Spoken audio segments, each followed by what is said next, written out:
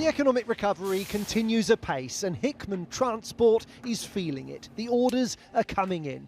The company has 9 lorries but can't use 3 of them because they can't recruit enough drivers. Our prices are going up, everybody else's price is going up because there is a labour bottleneck. Not enough drivers to do the work that needs to be done. The work is there to be done. There's no shortage of work to do. It's the shortage of equipment and men to do it. This is a problem. The supermarkets which kept the nation fed during lockdowns now find their supply lines under pressure. In a letter to the Prime Minister, the Road Haulage Association says there are now more than 100,000 vacancies for HGV drivers and that the situation is at crisis point. The letter calls on Boris Johnson to intervene to avert critical supply chains failing at an unprecedented and unimaginable level. It adds supermarkets are already reporting that they are not receiving their expected food stocks.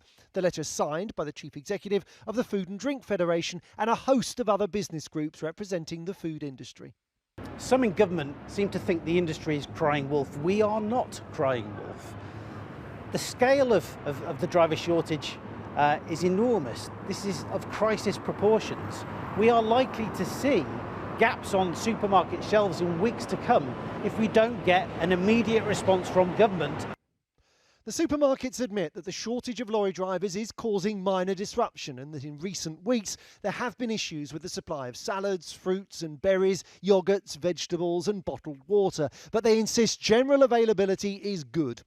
Last week at a meeting with Transport Minister Baroness Veer, Tesco called for action. According to several people at the meeting, Tesco's Transport Director, Matthew Rind, said the driver shortfall has significantly impacted suppliers' ability to respond to Tesco's orders. He added, "We absolutely agree that the can cannot be kicked down the road." The head of logistics for Sainsbury's agreed. Recruitment shortages are being blamed on Brexit and COVID restrictions, and they aren't limited to lorry drivers. Meat processing factories say they too are struggling to get the staff they need. I have never had chief executives of massively large companies phone me up and saying, "Nick, we have to do something. We're weeks away from a crisis." I've never had that in the time I've been in this job.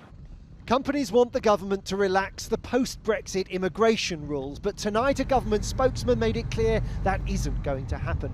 The government thinks the onus should be on companies to make their jobs more appealing to British workers. Joel Hills, News at 10.